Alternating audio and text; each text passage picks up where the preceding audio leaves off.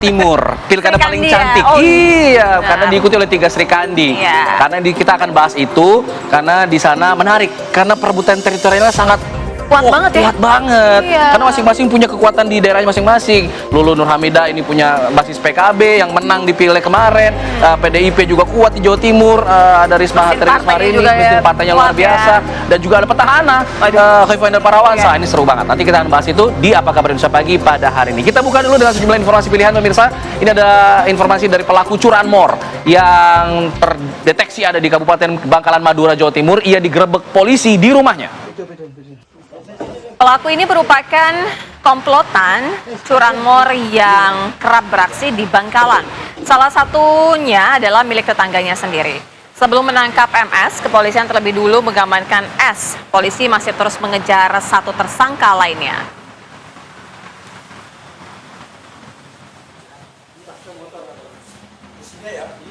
Kami hadirkan pemirsa informasi selanjutnya untuk Anda. Polres Mimika menangkap bandar narkoba yang merupakan DPO kasus narkotika tahun 2016 dan menemukan ada 317 paket narkoba jenis sabu di rumah kontrakan di Jalan Makmur, Timika, Papua Tengah. Ya, penangkapan ini berawal dari informasi masyarakat dan langsung mengejar pelaku yang menggunakan sepeda motor hendak menemui pembeli. Pelaku ini awalnya sempat melawan dulu nih, bahkan melarikan diri, serta mau membuang barang bukti sabu, tapi kemudian akhirnya bisa diamankan, ditangkap oleh pihak kepolisian. Iya. Ini plastik-plastik pembungkus. Dari Papua kita ke Wonosobo, Jawa Tengah. Ada seorang ayah di sana yang tega melakukan perbuatan keji pemirsa terhadap anak kandungnya sendiri yang masih berusia 15 tahun. Tindakan itu dilakukan sebanyak 40 kali. Pelaku berusia 36 tahun ini mengancam menganiaya korban jika tidak dituruti. 4 bulan perbuatan keji dilakukan terhadap sang anak di rumah saat istri pelaku atau ibu kandung korban tidak berada di tempat. Pelaku diancam dengan hukuman 15 tahun penjara.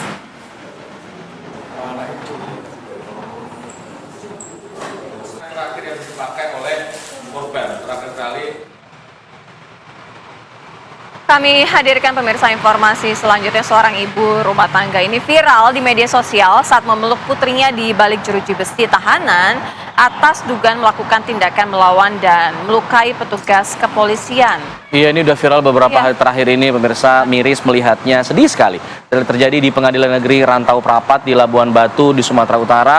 Sang ibu ini ceritanya akan melaksanakan sidang tuntutan atas kasus hukum yang menjerat dirinya. Kasusnya adalah dugaan melawan dan melukai personil Polwan yang sedang melakukan pengamanan beroperasinya kembali sebuah pabrik di Kelurahan Pulau Padang, Rantau Utara, Labuan Batu. Pada saat itu ada unjuk rasa. Nah, terdakwa dituntut 6 bulan penjara.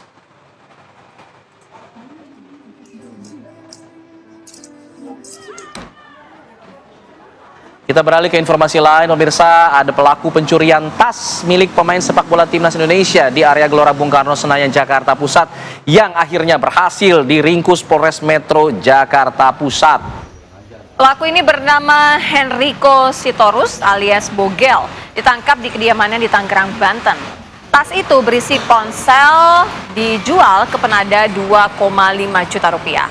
Oleh penada, ponsel tersebut kemudian dijual kembali kepada Peter Wiganda sebesar 3,6 juta rupiah.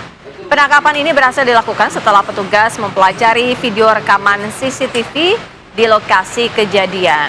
Tuh, Mas Aduh, Bogel, berani Mas banget Bogel ya, iya. Pemain timnas berusaha sekuat tenaga mengharumkan nama bangsa, Dia malah barangnya dicuri mencorengkan, juga. Iya. Kami hadirkan pemirsa informasi, Polres Tanggerang Selatan ini menangkap pelaku penculikan anak. Pelaku berprofesi sebagai pengemudi ojek online. 2057. Ya, ditangkap di kawasan Serpong Utara. Pelaku 49 tahun ini usianya mengajak korban untuk ikut bersama-sama dengan iming-iming sejumlah uang. 2057. Jadi digoda pakai uang nih. Korban kemudian dibawa berkeliling dan diduga pelaku juga melakukan tindakan asusila terhadap korban. Korban kini dalam pemeriksaan intensif di Unit Perlindungan Perempuan dan juga Anak Polres Tangerang Selatan. Sementara pelaku kini terancam hukuman pidana tidak main-main, 15 tahun penjara.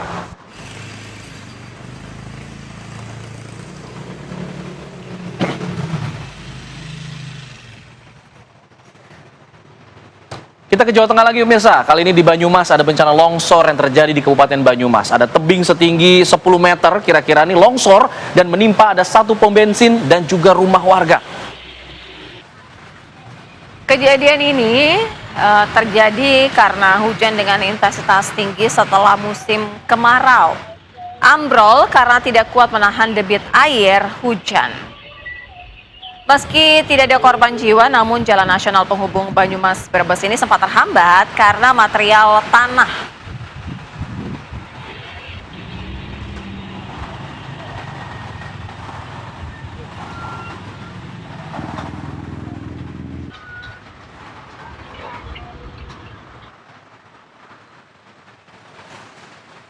Ya, pagi hari ini kita juga akan mengajak Anda pemirsa untuk melihat bagaimana dengan pantauan arus lalu lintas. Sudah ada yang cantik juga, Bribda Jessica yang akan mengabarkan informasinya kepada Anda dari Jakarta Selatan. Silakan, Bribda Jessica.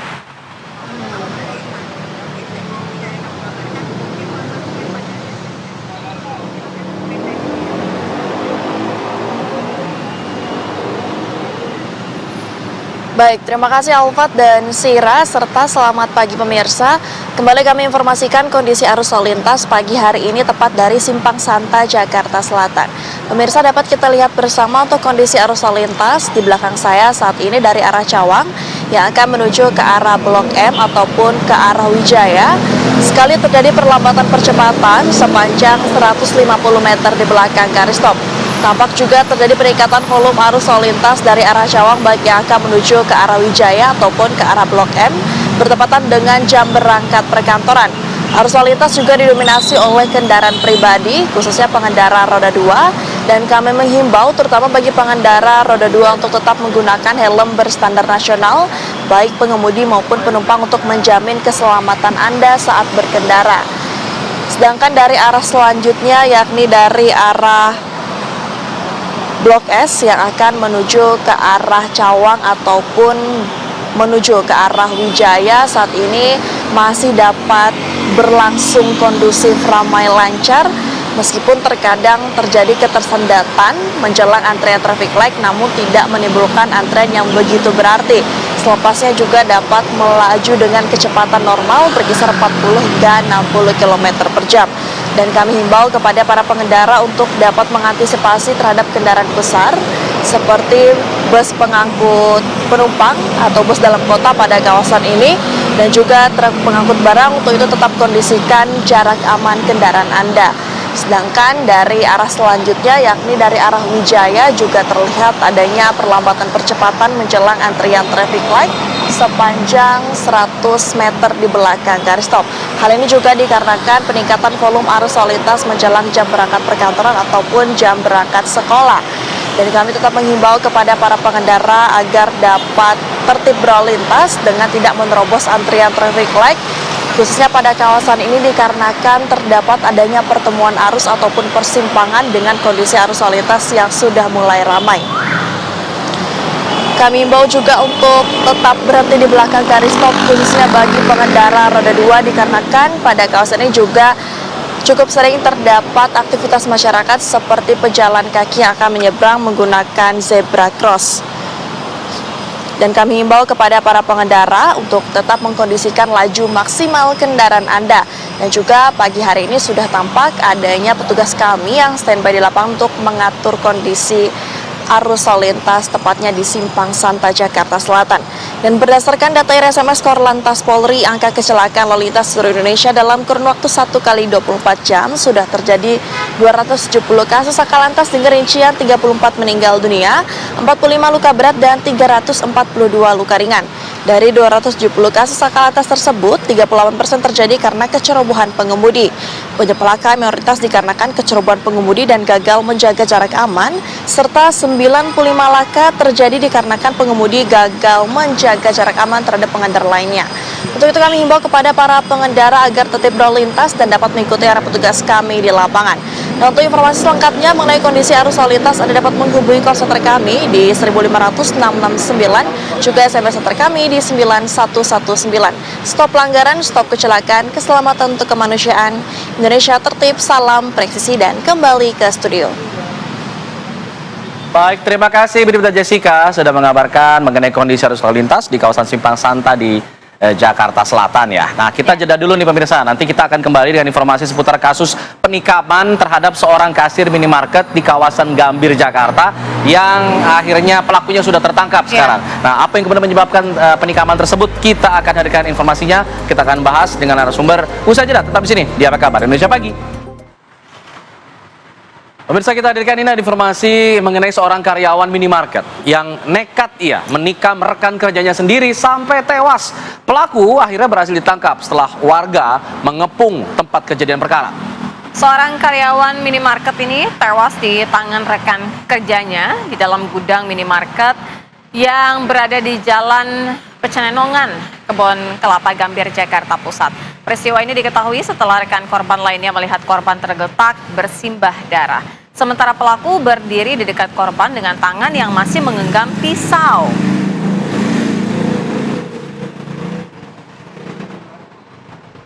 Ya, sementara itu Polsek Metro Gambir, Jakarta Pusat juga mengungkap motif di balik aksi pembunuhan terhadap seorang karyawan minimarket ini di kawasan Pecenongan, Jakarta Pusat.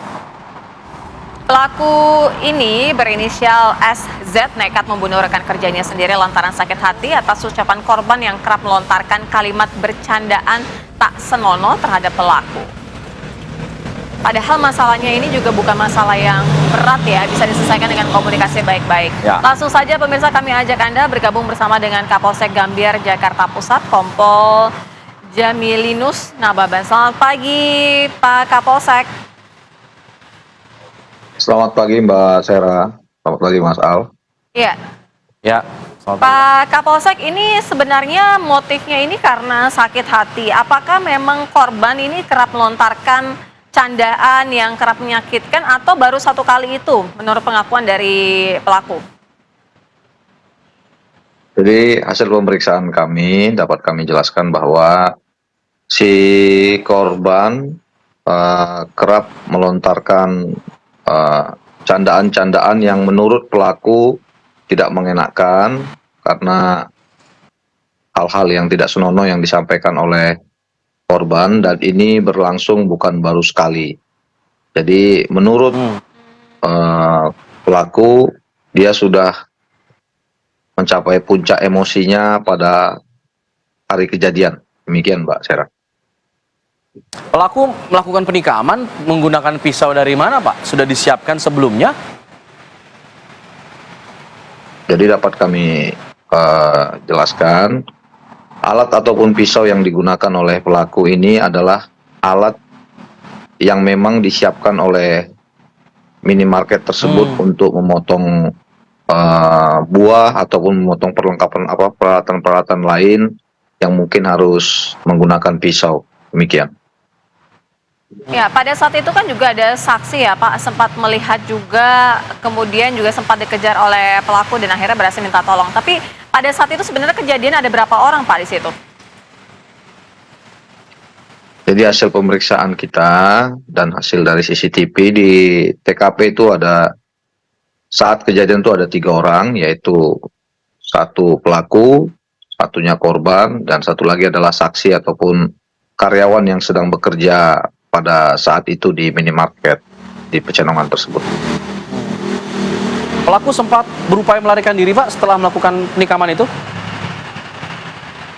Betul, jadi berawal dari suara yang didengar oleh saksi, kan itu kan kejadiannya di gudang, dari arah meja kasir, saksi mengarah ke gudang, melihat si pelaku dalam posisi memegang pisau, lanjut diketahui oleh pelaku karena panik, pengakuannya mengejar si saksi, karena udah melihat perbuatannya, kemudian saksi melarikan diri, dan pintarnya saksi ini setelah keluar dari minimarket tersebut, langsung menutup rolling door dari minimarket tersebut, sehingga pelaku tidak bisa keluar dari lokasi. Pak Kapolsek, kalau dari rekam jejak pelaku ini sebenarnya seperti apa sosoknya? Apa juga kerap melakukan tindakan-tindakan emosional seperti ini hingga berujung terhadap penikaman temannya sendiri? Hasil pemeriksaan kita, dia terkesan orang yang cukup pendiam, kemudian sering menjadi sasaran candaan dari rekan-rekannya. Dapat kami tambahkan pula bahwa pelaku dan korban ini sempat bekerja di satu tempat, yaitu di tempat tersebut, di minimarket TKP itu, hampir kurang lebih 3 bulan. Kemudian pada tanggal 1 bulan September ini, si pelaku dipindahkan ke lokasi yang berbeda, yaitu di daerah Jakarta Utara. Untuk konstruksi kasus ini akan dikenakan pasal apa, Pak? Pembunuhan berencana atau pembunuhan saja? Ya, dari hasil pemeriksaan kami, baik saksi, kemudian pemeriksaan CCTV, dan pengakuan dari pelaku, kita mempersangkakan pasal 340 junto 338 ya, karena ada unsur mempersiapkan dari si pelaku untuk melakukan aksinya. Baik, terima kasih Kapolsek Gambir, Kompol Jamilinus Nababan sudah memberikan informasinya kepada kami di program Apa Kabar Indonesia Pagi. Selamat menjalankan aktivitas kembali, Pak. Pemirsa, usai jeda kita akan membahas mengenai 3 Sri Kandi yang tengah berebut suara. Jadi suara Nahdien dan Marhin akan kemana nih ya? Akan kita bahas ya, usai jeda, tetaplah bersama kami. Terima kasih Anda masih bersama kami. Pemirsa, KPK menggeledah rumah dinas Menteri Desa Pembangunan Tertinggal dan Transmigrasi Abdul Halim Iskandar. Penggeledahan pada Jumat pekan lalu menyita uang tunai dan barang bukti elektronik. Ya, penggeledahan ini diduga berkaitan dengan penyidikan kasus dugaan korupsi dalam pengurusan dana hibah untuk kelompok masyarakat yang bersumber dari anggaran pendapatan.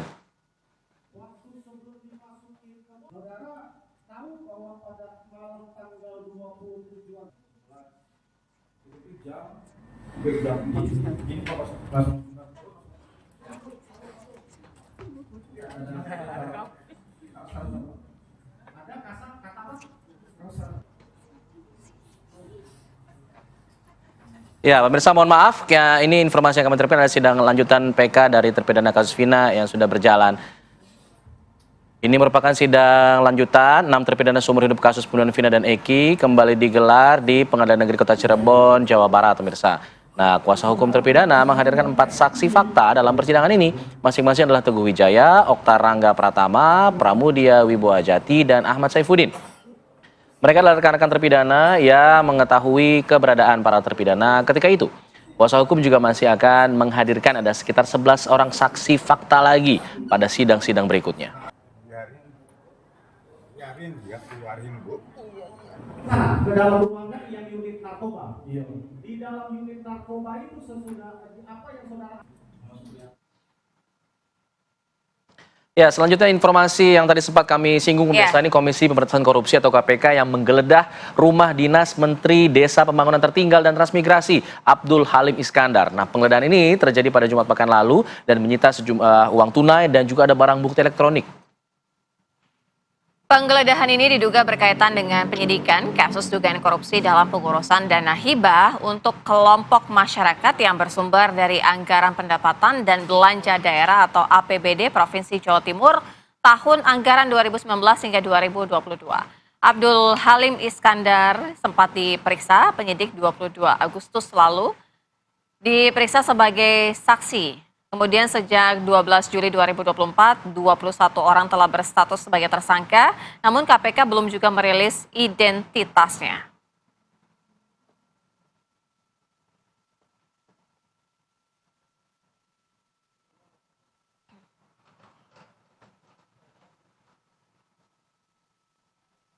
Kami hadirkan pemirsa informasi selanjutnya untuk Anda. Presiden Joko Widodo mencanangkan proyek pembangunan MRT Jakarta Lintas Timur Barat yang menghubungkan Medan Satria dan wilayah Tomang.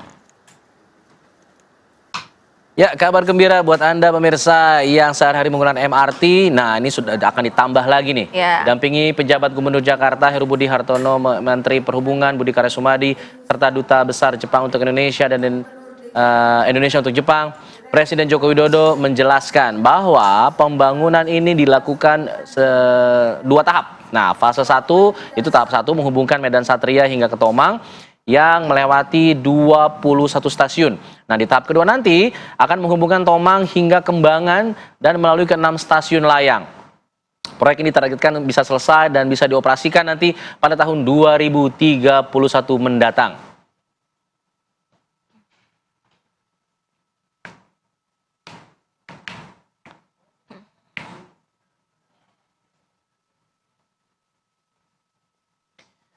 Pemirsa, Wakil Presiden terpilih Gibran Rakabuming Raka belusukan nih keluar masuk kampung di Solo, Jawa Tengah.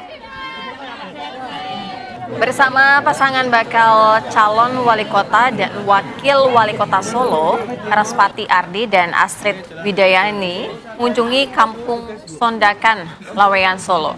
Gibran enggan menjawab tudingan upaya mendukung paslon Raspati dengan Astrid. Gibran menyampaikan Raspati dan Astrid adalah sosok anak muda yang punya pengalaman di organisasi. Sementara Raspati menjelaskan kehadiran Gibran tidak direncanakan karena putra Presiden Joko Widodo itu kebetulan berada di Solo dan juga ingin mengunjungi kampung Sondakan.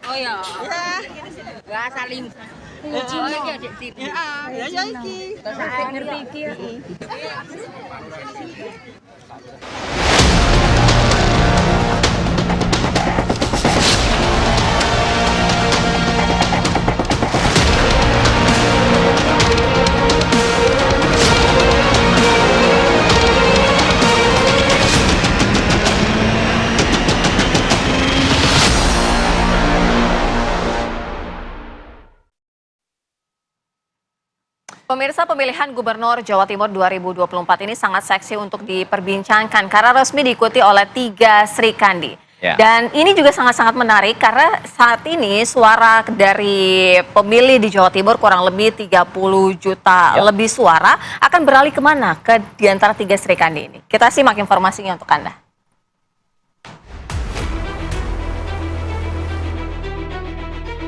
Pemilihan Gubernur Jawa Timur 2024 resmi diikuti oleh 3 Sri Kandi.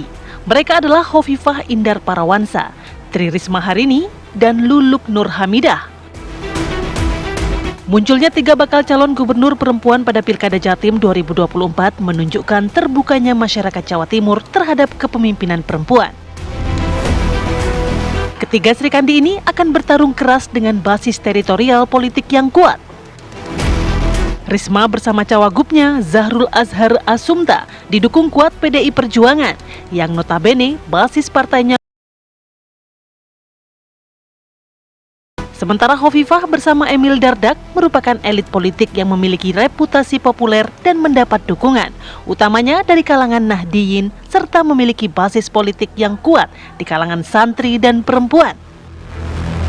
Nama Luluk Nur Hamidah yang berpasangan dengan Lukmanul Hakim meski tak sepopuler Hovifah dan Risma, tapi ia ditopang oleh PKB, partai pemenang dalam pemilihan legislatif atau pileg di Jawa Timur. Luluk juga dikenal aktif menyuarakan isu kesejahteraan sosial dan pemberdayaan perempuan. Persaingan ketat 3 Sri Kandi di Jawa Timur ini menjadikan Pilkada Jawa Timur menjadi berbeda dari wilayah lain. Perebutan suara dari kalangan ulama, pesantren, dan masyarakat Nahdiyin menjadikan Pilkada di Jatim ini akan tarik-menarik pada satu komunitas yang sama. Tim TV One mengabarkan.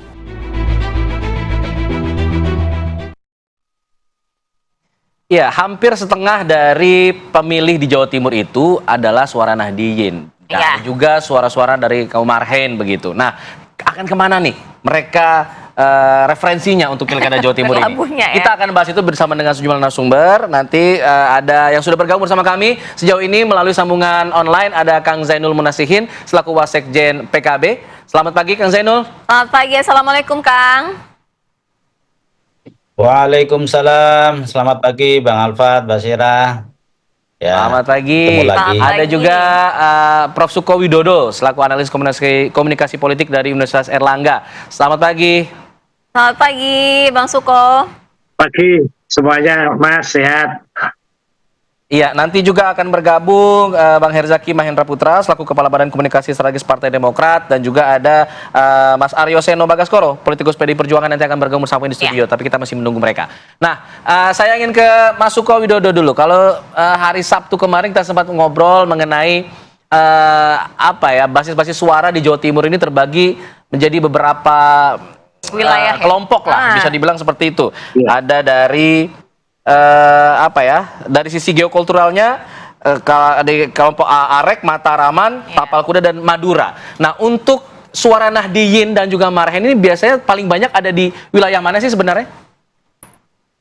Sebenarnya kalau lihat Jawa Timur itu identik dengan NU Nahdiyin, tetapi memang kalau kita melihat historinya itu adalah wilayah di mana ke timur Sungai Brantas ya, jadi mulai Jombang, Mojokerto ke timur, kemudian Malang, Lumajang, sampai kemudian di Probolinggo daerah Tapal Kuda itu memang termasuk Nahdiyin yang kuat. Sementara yang kalau di sebelah barat Sungai Brantas, misalnya mulai Purworejo, Pacitan, Madiun, Ngawi, Bojonegoro, Nganjuk, itu lebih banyak condong ke khas Mataraman ya, kultur Jawa Mataraman yang masih kuat.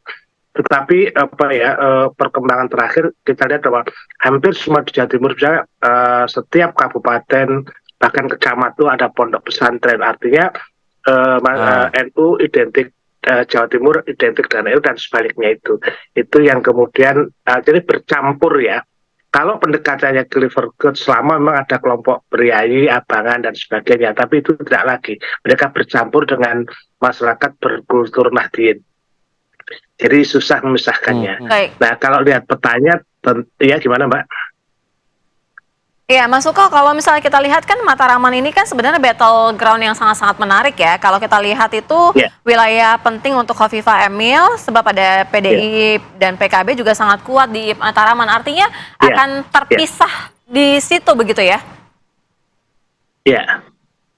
Iya, kalau riset kami ya, misalnya dalam 2 minggu terakhir itu menunjukkan memang menarik ya. Jadi ketika ke Bu Khofifah itu sudah turun panggung, tidak berada di kekuasaan, itu memang kalau saya digital present itu pada posisi star 62 itu ya, kehadirannya di media. Sementara Bu Risma juga agak menolak naik ya, karena mungkin datang baru, tetapi juga momentumnya juga kemarin ada perlawanan terhadap terhadap demo-demo itu, sementara Mbak Lula hadir. Artinya perubahannya luar biasa, terutama di kalangan anak muda.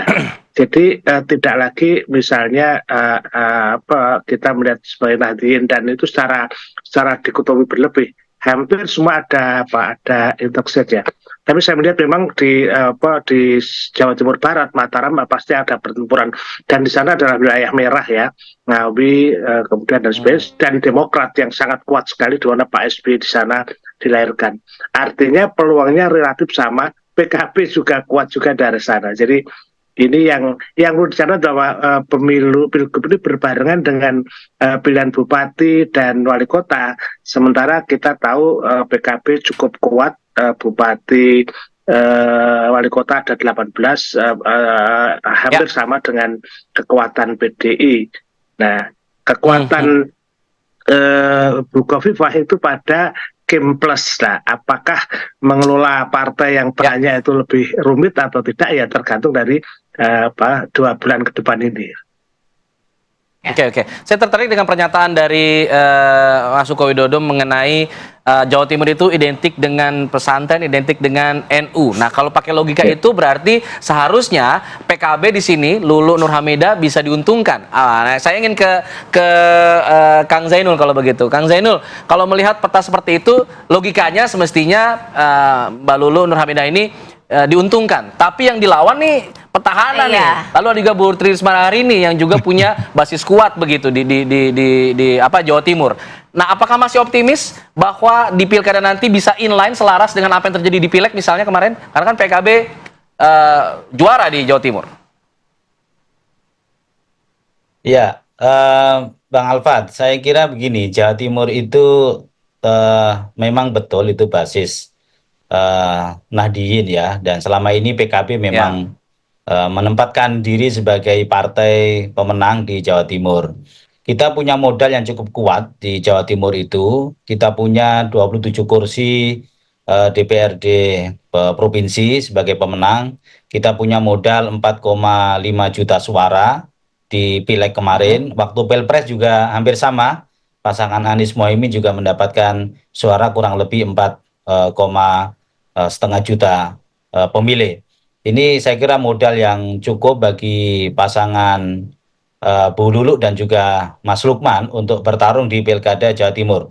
Selain modal elektoral yang kita hasilkan di Pileg, kita juga punya mesin politik yang cukup kuat ya, karena kita punya 320 anggota DPRD Kabupaten Kota se-Jawa Timur. Itu mesin partai yang luar biasa, ditopang dengan tadi Mas Sukosedi menyampaikan bahwa kita punya kepala-kepala daerah yang ada di Jawa Timur. Kita punya bupati-bupati dan juga wali kota di sejumlah wilayah di Jawa Timur yang selama ini sudah punya apa istilahnya investasi politik ya di masyarakat, yang itu bisa mendongkrak nanti suaranya Mbak Lulu dan juga Mas Lukman. Yang ketiga, secara figur sebetulnya, secara personal, Mbak Lulu dan Mas Lukman ini boleh dikata figur yang menarik. Kenapa? Karena yang dihadapi ini adalah figur-figur, kalau istilah orang Jawa Timur itu politisi bangkotan ini, Bang.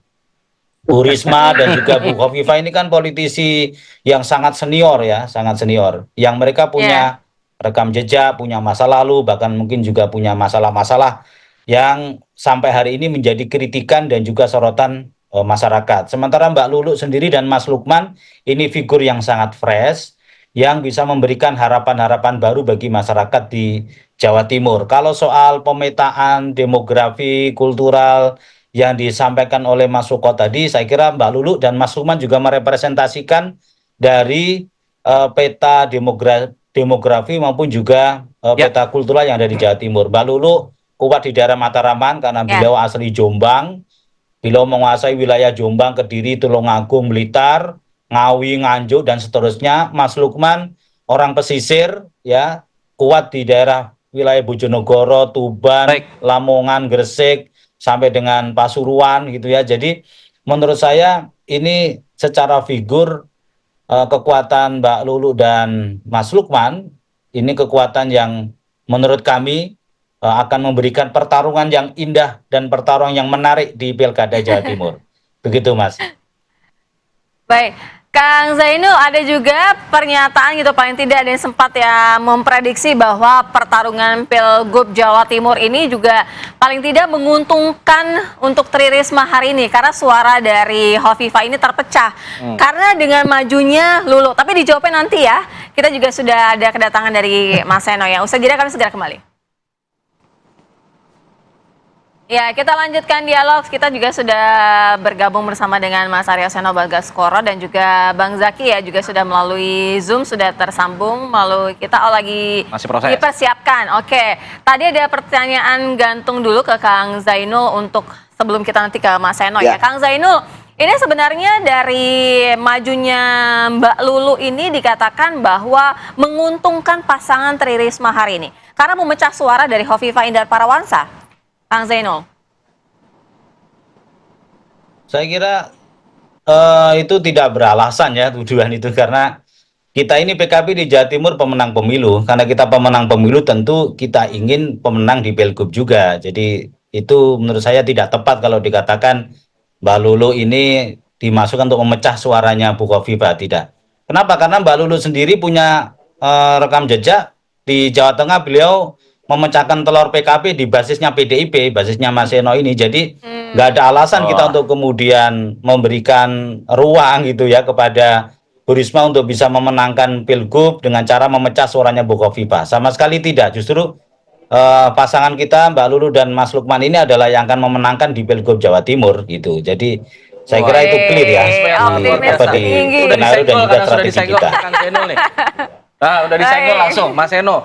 Justru bahkan sebaliknya nih, justru bisa saya Tri Risma hari ini kalah oleh pasangan Lulu dan Lukmanul Hakim. Ya boleh, memang harus optimis semuanya Mas ya. Artinya dalam kontestasi pilkada ya semuanya harus optimis menang. Nah dalam konteks kami juga punya alasan kenapa kami yakin optimis menang. di saat Bu Risma beberapa waktu yang lalu sebelum dideklarasikan saja, survei Litbang Kompas terakhir, itu suara elektabilitas Bu Risma sudah di angka belasan persen menuju ke 20%. Artinya apa?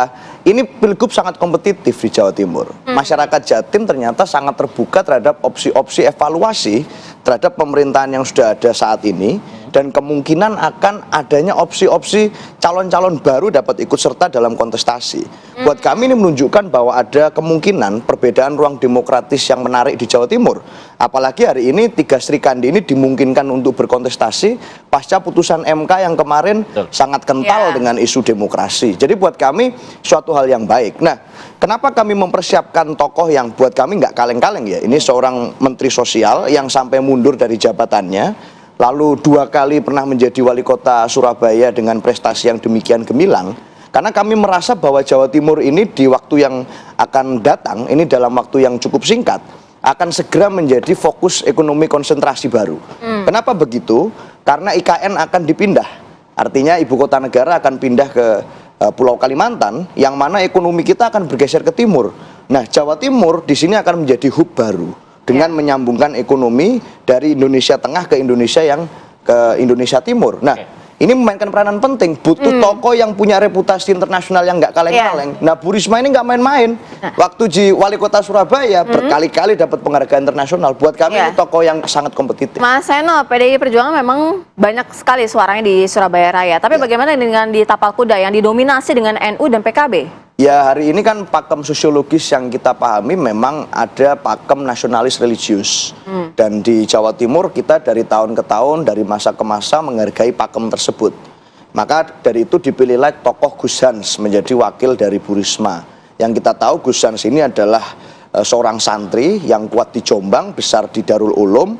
Keluarga besarnya adalah pengasuh pondok pesantren Darul Ulum Jombang, dan punya jaringan yang baik ke kiai-kiai kultural di kampung-kampung. Jadi memang bukan kiai NU struktural atau kiai besar gitu ya, tapi kiai-kiai kampung yang memang ini jaringannya di mana-mana, kecil tapi di mana-mana, menyebar kemana-mana. Sehingga kami yakin bahwa pasangan ini dapat merepresentasikan dynamic duo, kepemimpinan Dwi Tunggal, antara kepemimpinan perempuan yang firm, yang itu kuat, yang itu punya rekam jejak teknis birokratis panjang, dengan kepemimpinan kaum santri yang usianya masih muda ini, Gus Hans gitu. Jadi kami yakin bahwa pilkada bukan hanya persoalan mesin elektoral atau endorsement politik dari tokoh saja, tapi juga soal ketokohan dari siapa calon yang kita usung. Nah, ketokohan Bu Risma saya rasa paten di Jawa Timur. Bicara masalah ketokohan, Pak Suko, kalau kita bicara masalah ketokohan, tadi disebutkan Bu Risma sudah mengenang Gus Han yang punya hubungan erat dengan kiai-kiai di grassroots begitu ya. Lalu kemudian PKB tadi mengatakan Mbak Lulu ini politisi senior yang sudah punya rekam jejak yang tinggi. Nah, kalau melihat ketokohan-ketokohan itu, apakah cukup untuk bisa menggoyanglah posisi dari Khofifah Indar Parawansa sebagai petahana? Ya, kalau pertama kalau asumsinya kekuatan partai bekerja dengan serius, pastilah Kim plus posisi Bu Khofifah akan memenangkan situasi ini. Yang kedua harus kita lihat adalah kecairan sistem komunikasi politik kita. Kehadiran digital itu luar biasa ya. Sampai semalam saya 2 minggu terakhir sejak mereka mendaftar itu cukup bagus ya. Di digital presiden itu posisi Bu Khofifah itu 62 dan Bu Risma itu 64. Ini menarik ya. Nggak tahu nih, Seno itu mesti ngamuk ini kelihatannya. Mbak Lulu juga 43. Artinya apa? Posisi-posisinya relatif tinggi, meskipun kemudian wakilnya masih didominasi oleh Mas Emil. Artinya pendekatan kultural, jaringan dia bisa diluruhkan. Saya kan belajar sama anak-anak muda itu ketika darurat macam-macam, bagaimana kemudian media sosial bekerja luar biasa. Saya kira perangnya di situ. Tetapi apakah kemudian sentimennya positif, negatif, saya kira di ruang tidak saya sampaikan berapa posisinya. Mbak Lulu, saya kira kekuatannya pada jaringan partai politik itu. PKB itu kan die-hard betul ya sejak dulu, sama dengan PDI. Jadi taruhnya luar biasa. Nah, tinggal main skaknya nanti, posisi menjaganya itu. Bahwa di Jawa Timur akan pertarungannya ketat, saya percaya. Tetapi ingat, Bu Khofifah sudah 5 tahun petahana, pasti memiliki jaringan relasi sosial yang cukup kuat lah. Kalau Bu Risma posisinya kayak kerinduan ulang ya, comeback ya semacam itu, dan dia dengan gagasan-gagasan otentiknya cukup handal. Mbak Lulu juga gitu sebetulnya ketika di Dewan itu kan semua punya televisi, punya medsos itu kan tampil sekali betul. Jadi ini memang saya kira peluangnya kemudian. Nah, kalau menurut saya yang menjadi penting adalah pertarungan dia media sosial, tinggal tinggal kuatnya di mana. Nah, ini kan juga butuh Tetapi saya meyakini bahwa kekuatan bekerjanya partai politik pasti akan menentukan. Kemudian yang ketiga adalah posisi ini kan bersamaan dengan pilihan bupati dan wali kota. Nah, ini yang rumit seperti karena di Surabaya misalnya calon tunggal, wali kota pasti bingung karena didukung oleh PKB, sementara gubernurnya ikut Mbak Lulu. Pak Erik itu PDI, tetapi juga didukung oleh Nasdem atau Golkar yang juga mendukung Bukovifa. Jadi ada beberapa wilayah yang itu juga pasti membingungkan pemilih. Karena itu kuncinya adalah pada komunikasi politik, relasi politik masing-masing tokoh. Seberapa kuat pesona mereka di mereka. Saya kira 2 bulan ini akan berproses. Mas Suko, kalau mengenai komunikasi politik ini kan sudah waktunya juga singkat ya, kurang lebih 2 bulan. Artinya kalau petahana memang diunggulkan, sudah ada strategi dari awal sudah dikenal. Nah, tapi kalau misalnya lebih dari 30 juta suara ini untuk 2 pasangan lainnya itu ada kendala-kendala tidak? Atau ada kans besar juga sebenarnya untuk mengalahkan petahana? Ya, peluang selalu ada. Kalau Mas Zainul dan Mas Suro pasti menang gitu. Tapi kan tergantung dari pekerjaan dalam dua. Memang tidak cukup mudah jaringan itu dibongkar. Tetapi saya baru mencoba eksperimεν apakah kehadiran medsos itu benar-benar membuka. Kalau ada konflik yang kuat, biasanya dia akan kuat sekali. Nanti tinggal games isunya yang muncul itu apa yang harus dikelola oleh masing-masing kandidat. Tetapi kalau lihat kajian digital present, memang ini masing-masing masih berkemungkinan. Jadi posisi Bukovifa, Bu Risma itu angkanya relatif sama, Mbak Lulu di bawahnya karena Mbak Lulu juga diuntungkan oleh kehadiran secara nasional itu. Kalau rujukannya misalnya semua orang melek internet. Oke, saya ingin ke Kang Zainul. Kang Zainul, kalau kita bicara masalah suara Nahdliyin, karena kita judulnya berebut suara Nahdliyin dan juga Marhaen nih. Nah, kalau menurut hasil survei terakhir, katakanlah dari Litbang Kompas ya, dari 31 juta pemilih, setengahnya itu separuhnya tuh 50,6% itu suara NU, suara NU. Tapi mereka katanya sudah belum tahu kemana arah pilihan mereka. Separuhnya lagi 27,3% mendapatkan dukungan untuk mendukung Khofifah. 14,5% mendukung Risma. Nah, yang mendukung Lulu di sini belum terbaca secara signifikan begitu. Bagaimana Anda menanggapinya?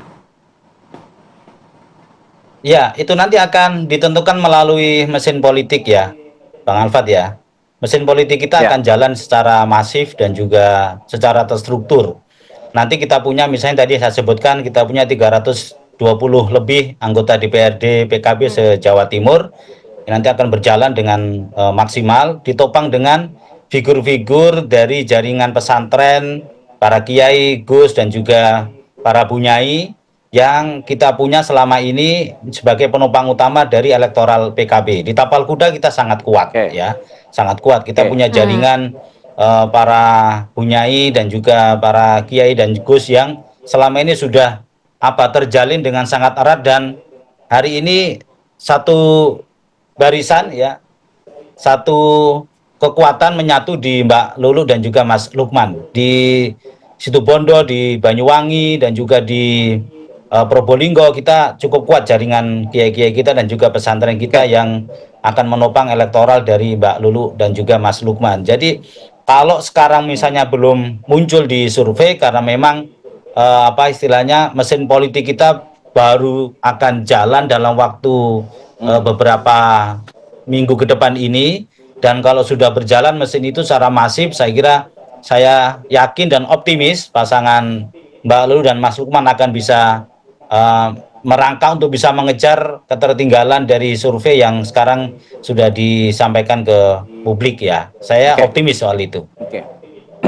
Ya, bicara masalah mesin politik, tentu PDIP mesin politiknya tidak diragukan lah. Kita bisa acungkan jempol untuk PDIP, apalagi di Jawa Timur. Nah, kalau untuk PDIP sendiri, memang fokusnya ini untuk kemarahannya sendiri, atau memang ada fokus-fokus tertutup mengambil suara Nahdliyin secara signifikan? Tapi dijawab saja. Kami kembali saat lagi di sini di Apa Kabar Indonesia Pagi. Ya pemirsa, sebelum kita lanjutkan dialog, kita akan hadirkan dulu kepada Anda pemirsa ini mengenai rangkuman aktivitas dari para peserta Pilkada Jakarta 2024.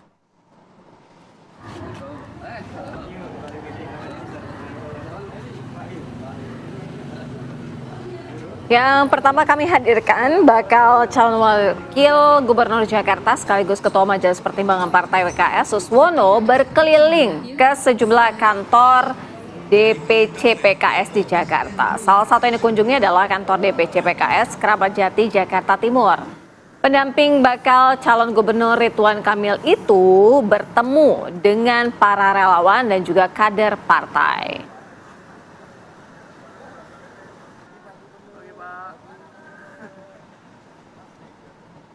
Ya, selanjutnya bakal calon gubernur Jakarta PDI Perjuangan Pramono Anung turut hadir dalam agenda pelantikan pejabat negara baru di Kabinet Indonesia Maju 2019-2024 di Istana Negara, Jakarta.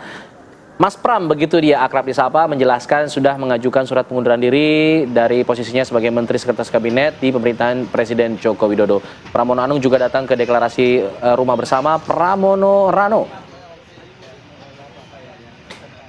Sementara untuk selanjutnya bakal calon wakil gubernur Jakarta dari jalur independen Kun Wardana bertemu dengan pendukungnya dari Koalisi Independen se-Jakarta Barat di posko pemenangannya di Jalan Raya Kebonjeruk, Jakarta Barat.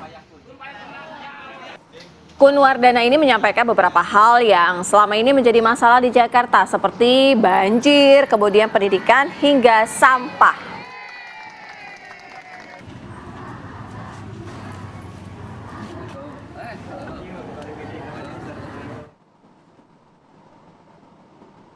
Kami hadirkan pemirsa informasi mengenai rangkuman aktivitas peserta Pilkada Jawa Tengah. Ya, bakal calon gubernur Jawa Tengah Andika Perkasa dan juga bakal calon wakilnya yaitu Hendar Priyadi menghadiri rapat kerja cabang khusus PDI Perjuangan Kabupaten Klaten. Usai mengikuti rapat kerja, Andika kemudian mengungkapkan rencana mereka untuk menemui sejumlah mantan gubernur Jawa Tengah. Nah, Andika berharap nih ia bisa mendapatkan masukan untuk memajukan Jawa Tengah jika terpilih nantinya.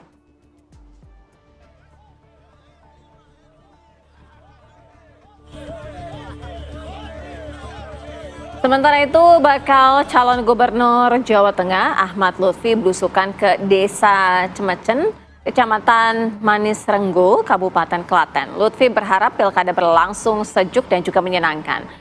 Lutfi juga berpesan tidak ada fitnah dan saling hujat.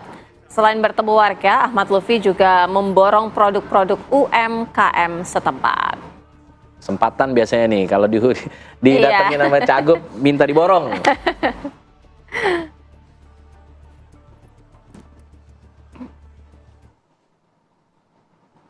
Baik, kita akan lanjutkan pemirsa dialog pada hari ini. Kita juga masih terus berusaha untuk menghubungi karena Bang Herzaki belum merespon. Kita berusaha untuk menghubungi Viva Yoga Mauladi, politisi PAN, untuk mewakili dari kubu Khofifa ya. Tapi kita masih menunggu. Kita ke Mas Eno dulu, Mas Eno. Tadi saya tanyakan, apakah memang ini menjadi salah satu fokus utama meraih suara Nahdliyin di tempat-tempat yang kemudian sebenarnya bukan basisnya PDIP? Ya, pada dasarnya semua basis, semua wilayah akan kami lakukan komunikasi dan sosialisasi pasangan calon.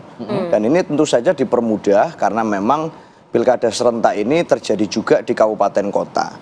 Sehingga setiap calon kepala daerah yang kami usung itu jika ini kader partai tentu berkewajiban secara moral maupun secara politik untuk ikut serta mengkampanyekan pasangan Bu Risma dan Gus Hans. Dan itu terjadi di semua wilayah. Meskipun di beberapa daerah calon kepala daerahnya, wali kota bupatinya beda partai, beda. Oh iya, artinya bisa jadi memang diusung oleh partai kerjasama politik dengan koalisi lain misalnya. Tetapi kan kalau itu kader kami, yang mana mayoritas di Jawa Timur itu banyak sekali kader-kader PDI Perjuangan yang maju, maka saat itu kader dia harus mengkampanyekan Bu Risma dan Gus. Saya rasa keseragaman message itu nanti akan tersampaikan pada saat kampanye dimulai. Nah, di Jawa Timur selalu menjadi laboratorium kepemimpinan kami, Mas, sebagai partai.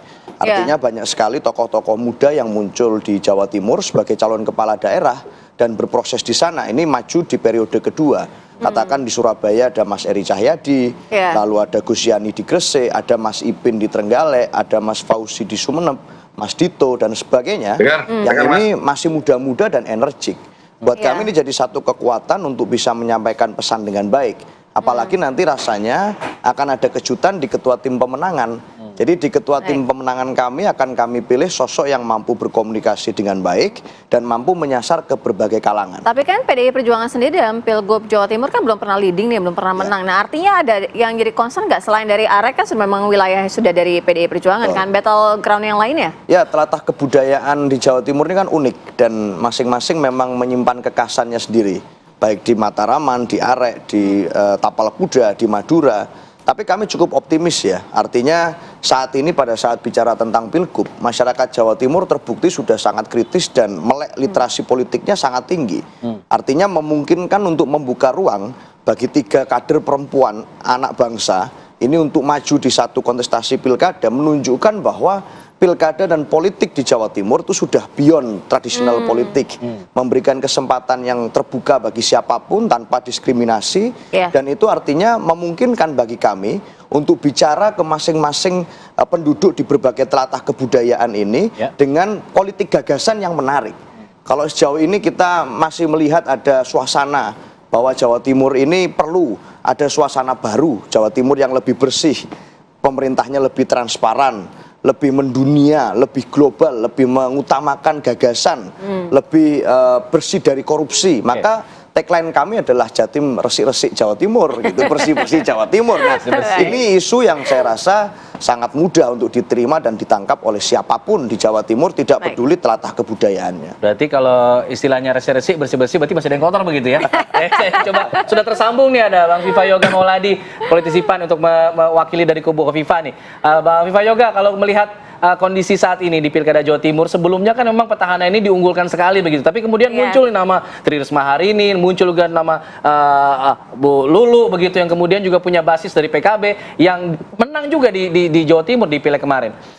Bagaimana kemudian dari kubu Kofifa ini menanggapi hal tersebut agar kemudian tidak merasa wah sudah santai nih petahana ini gitu loh, sudah punya bekal yang cukup? Bang Viva silakan. Ya tetap dipertahankan siapapun, tetap dipertahankan dan diunggulkan siapapun lawan kompetitornya itu. Karena kami di Kofifa Emil selain petahana juga ada tambahan partai politik pendukung, ada 15 partai politik, karena masing-masing partai politik memiliki basis sosial yang menjadi basis suara kami. Tentunya ini menjadi bagian yang sangat penting di dalam proses untuk penambahan nilai elektoral. Jadi kalau kemudian berbicara soal 3 kategori wilayah di Jawa Timur, yaitu Tapal Kuda, Mataraman, dan Arek, seluruhnya sudah kami petakan, sudah kami konsolidasikan seluruh kekuatan partai politik pendukung Kofifa Emil, dan juga kita sudah mulai menghidupkan para relawan-relawan yang dulu menjadi mesin pendulang suara dan sekarang ditambah lagi dengan relawan-relawan baru yang memiliki nilai stabilitas dan memiliki akar di tingkat-tingkat desa. Ini semakin menunjukkan rasa optimisme kami bahwa Pilkada Jawa Timur 2024 ada 3 Serikandi bertempur berlaga di Jawa Timur, tapi bagi kami tetap fokus untuk melakukan proses pemenangan dengan mengambil strategi pemenangan di tiap 3 wilayah itu secara spesifik, dan kita akan mengkonsolidasikan mesin partai sebagai kekuatan yang efektif di dalam mendulang suara di Jawa Timur. Gitu Mas Arif. Iya. Bang Viva, ini kan dalam kondisi ada beberapa wilayah, salah satunya Mataraman ini sangat juga kuat PDI Perjuangan dan juga PKB, artinya suara terpecah. Nah, bagaimana dari pihak Khofifah sendiri, Bang Viva? Iya, Khofifah sendiri kan juga tokoh Nahdlatul Ulama, Ketua Partai NU, dan Mas Emil, basisnya juga sebagian besar ada di Mataraman. Jadi buat kami ini menjadi sebuah pertarungan yang sangat dinamis, dan kita telah memiliki akar-akar historis yang menunjukkan bahwa preferensi pemilih pada pilkada yang lalu masih menjadi tanda kegembiraan buat kami karena mereka tetap setia, tetap loyal untuk memilih Khofifah Emil. Tinggal kita akan melakukan sosialisasi, kita akan mendekatkan kembali suasana kebatinan dengan mereka untuk tidak berpaling ke lain hati, karena proses penggalangan kekuatan bukan hanya dimulai dari ini, tetapi sejak 5 tahun yang lalu petahana ini terus melakukan komunikasi politik, sosialisasi, dan dekat dengan mereka. Dan saya rasa dalam kondisi seperti ini, maka insya Allah Khofifah Emil di 27 November akan menyebut kemenangan, akan mendapatkan mandat dari rakyat, dan mendapatkan ridho dari Allah Subhanahu wa Ta'ala untuk terpilih kembali menjadi gubernur dan wakil gubernur, yang itu menjadi pilihan rakyat. Karena masyarakat Jawa Timur ini adalah masyarakat yang rasional, masyarakat yang plural, persoalan gender sudah selesai. Sejak zaman Majapahit ada Ratu Tribuana Tunggadewi.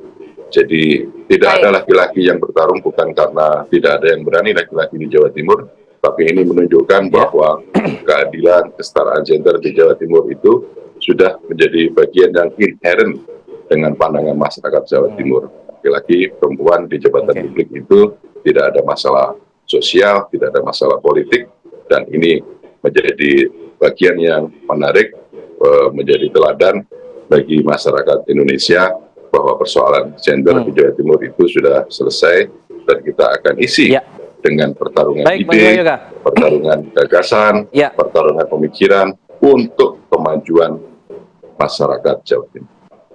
Baik, kita sudah tangkap maksudnya. Tadi ada pernyataan menarik juga, bukannya di Jawa Timur tidak ada kurang pemimpin laki-laki, tapi memang kulturnya sekarang sudah bergeser nih. Nah, kalau kita lihat ke Pak Suko Widodo, Pak Suko, kalau kita melihat fenomena ini, kalau kita berbasis ke judul kita nih, Suara Nahdliyin dan juga Marhen, ini sebenarnya preferensi mereka untuk ke sosok pemimpin itu seperti apa sih? Harus perempuan kah? Harus laki-laki kah? Atau ada lebih condong kemana? Itu mungkin ada preferensi seperti itu?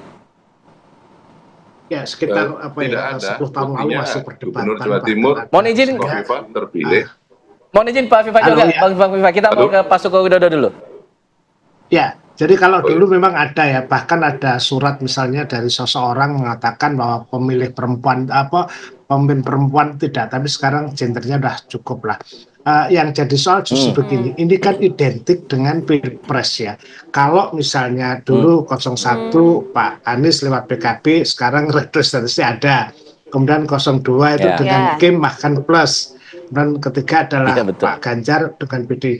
Artinya prototipe itu bisa diturunkan, kalau kita logikanya itu, maka peluangnya Bu Khofifah akan didukung banyak oleh Nahdliyin. Apalagi kalau misalnya posisi NU dengan Gus Yahya dan Gus Ipul yang berada di pemerintahan. Tapi sekali lagi kan saya mengatakan bahwa di masa silam itu kekuatan, yang masa kedua adalah kecepatan. Sekarang adalah momentum.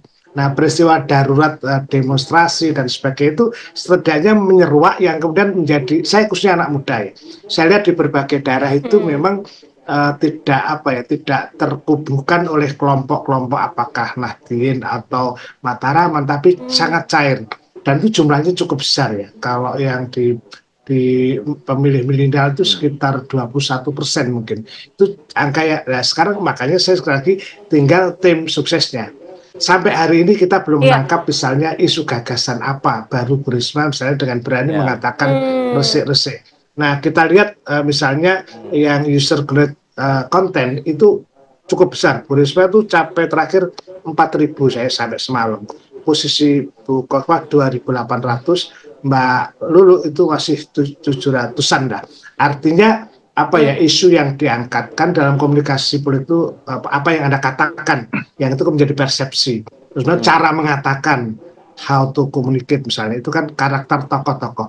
Jadi menurut saya sampai sekarang yang agak masih apa ya belum bisa kita lihat. Tetapi sejauh ini kalau merujuk pada konten analisis media, posisi Bu Khofifah, Bu Risma ini terus bergerak. Dulu memang di bawah, boleh jadi karena beliau memang sangat baru dan selama ini belum punya rekam jejak di Jawa Timur. Kalau Bu Risma sudah pernah ya di wali kota.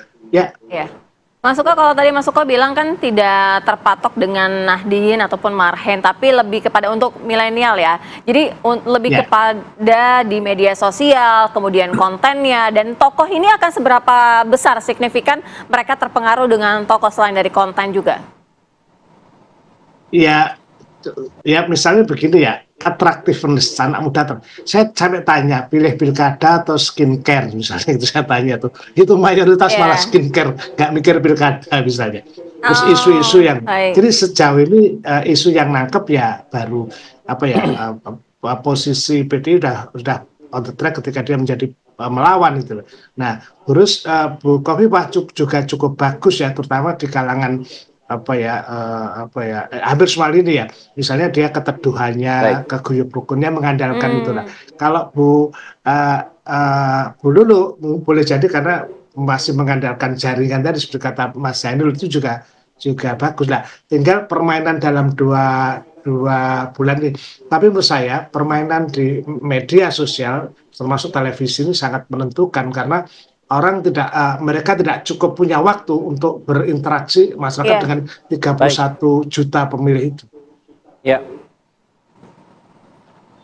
Ya, baik. Sepertinya kita juga tidak punya cukup waktu nih untuk melanjutkan dialognya karena durasinya sepertinya sudah nipis mepet sekali. Terima kasih ya atas analisanya dan juga pandangannya masing-masing. Terima kasih Mas Seno, terima kasih Kang Zainul, terima kasih Bang Viva juga, terima kasih juga Pak Suko Widodo sudah bergabung sama kami di Apa Kabar Indonesia Pagi.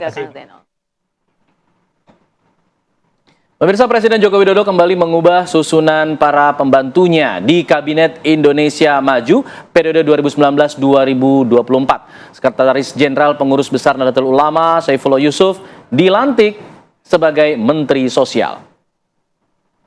Saifullah ditunjuk untuk mengisi kekosongan posisi Kementerian Sosial usai Tri Risma hari ini mengundurkan diri karena maju di Pilgub Jawa Timur. Gus Ipul mengatakan akan bertemu dengan Muhadjir Effendi guna merumuskan langkah Kementerian Sosial ke depan dalam sisa waktu periode pemerintahan Presiden Joko Widodo, yakni 2 bulan. Gus Ipul juga meminta waktu 1-2 hari ke depan untuk konsolidasi termasuk mengikuti arahan Presiden Joko Widodo.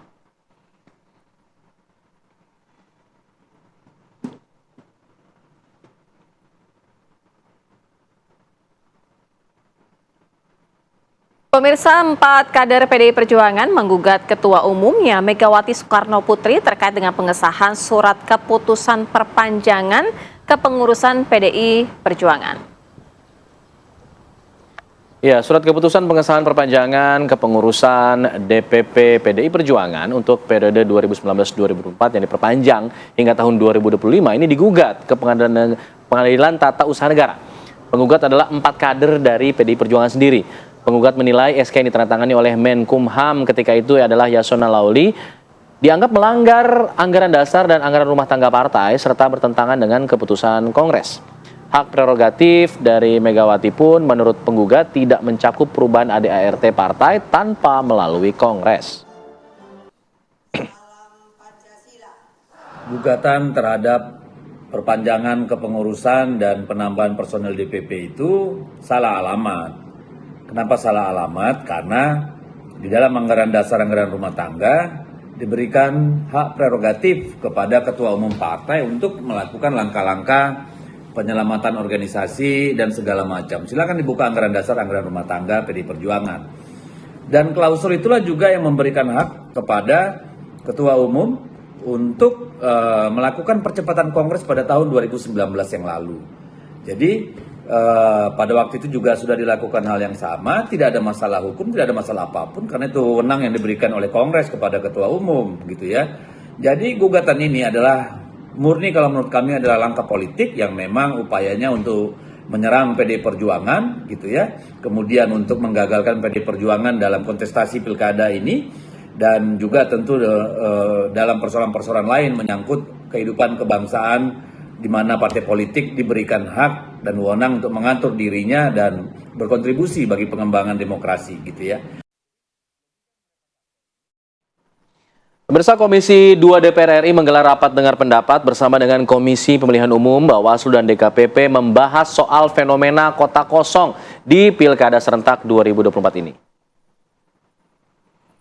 Terutama jika kota kosong yang unggul dalam pilkada mendatang, yakni kesepakatan kapan pilkada ulang akan dilaksanakan di daerah tersebut. Dari data, 41 wilayah hanya diikuti satu pasangan calon melawan kota kosong. Terdiri atas satu provinsi, 35 kabupaten, dan 5 kota. Keputusannya yaitu pilkada yang dimenangkan kota kosong akan kembali digelar ataupun menggelar pilkada baru di tahun 2025 berdasarkan pasal 54D Undang-Undang Nomor 10 Tahun 2016 tentang Pilkada.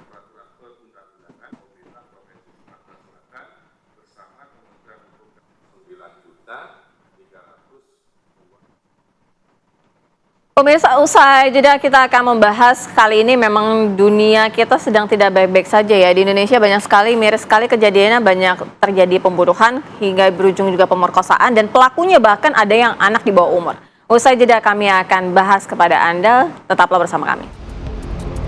Dia di bawah, dia mandi air tadi. Seorang gadis penjual gorengan yang sebelumnya dikabarkan hilang ditemukan meninggal dunia di kawasan pekuburan Korong Pasar Surau, Nagari Guguak, Kecamatan Kayu Tanam, Kabupaten Padang Pariaman, Sumatera Barat.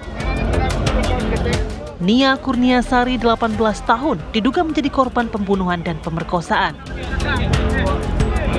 Jasad Nia ditemukan terkubur dalam kondisi tidak berbusana oleh tim gabungan TNI Polri dan relawan saat melakukan penyisiran pada Minggu sore 8 September. Pihak kepolisian menurunkan anjing pelacak ke sekitar lokasi penemuan jenazah Nia untuk mencari barang bukti lain. Polisi menemukan pakaian korban tidak jauh dari lokasi TKP korban ditemukan. Sementara hasil otopsi masih menunggu informasi dari Rumah Sakit Bayangkara.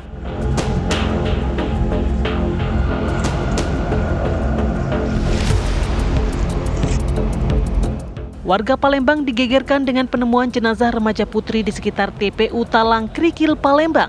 Belakangan diketahui korban adalah AA, seorang siswi SMP berusia 13 tahun, warga Pipareja, Kecamatan Kemuning. Warga kembali dikejutkan setelah diketahui bahwa para pelaku pembunuhan dan pemerkosaan terhadap AA adalah 4 orang anak di bawah umur. Pelaku utama IS berusia 16 tahun, sedangkan 3 lainnya MZ, NS, dan AS berusia kisaran 12 dan 13 tahun. Kini pelaku utama IS ditahan di Polresta Palembang. Sementara 3 lainnya dititipkan di Lembaga Penyelenggara Kesejahteraan Sosial. Tim TV One mengabarkan.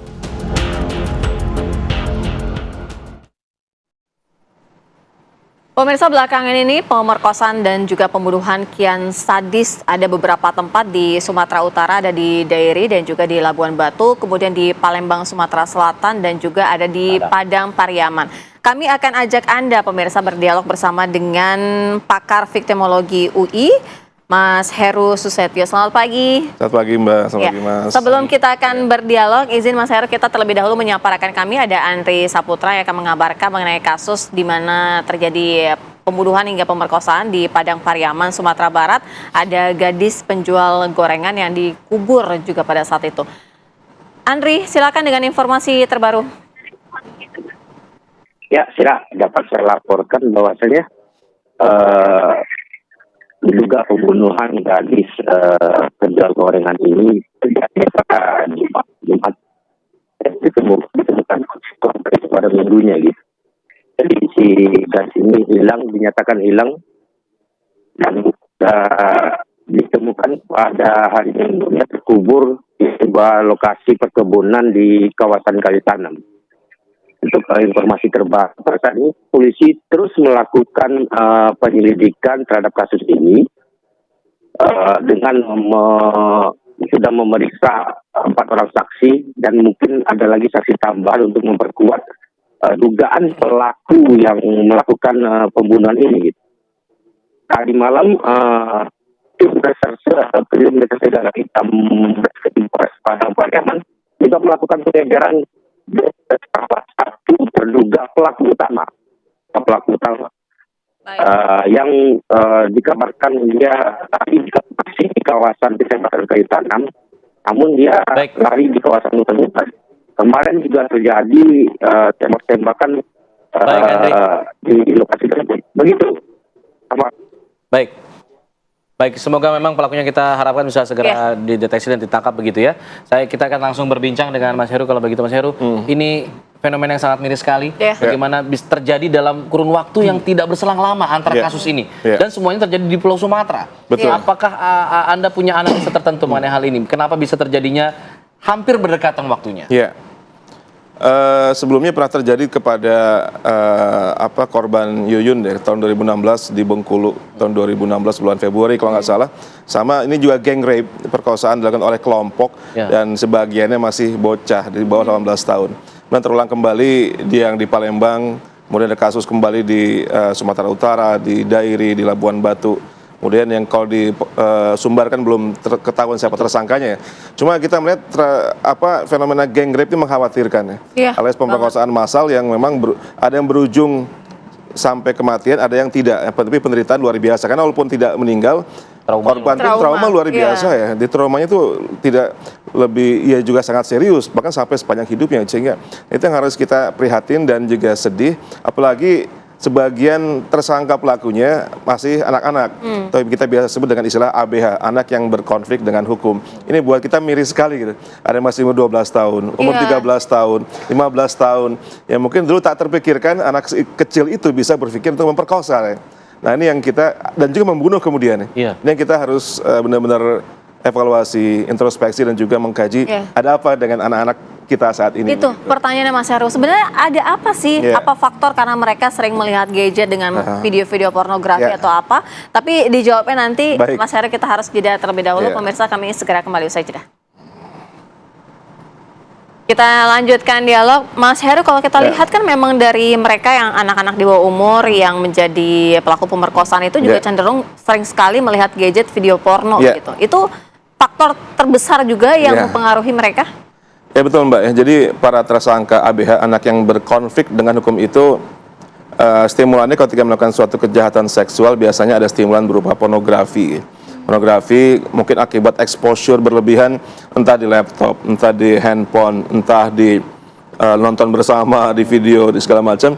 Itu terlalu berlebihan dan menimbulkan stimulan. Tapi memang seharusnya tidak harus semua orang yang menonton pornografi kemudian bereaksi seperti itu ya. Karena ini jadi ada tidak tunggal faktornya. Ada faktor lain membuat sang anak kemudian terstimulan untuk melakukan kejahatan seksual. Bisa karena faktor psikologis, dia punya masalah psikologis. Bisa karena faktor lingkungan, dia bergaul dengan peer group yang tidak support ya. Peer group yang malah mengarahkan dia ke arah kegiatan yang kekerasan. Bisa karena masalah keluarga.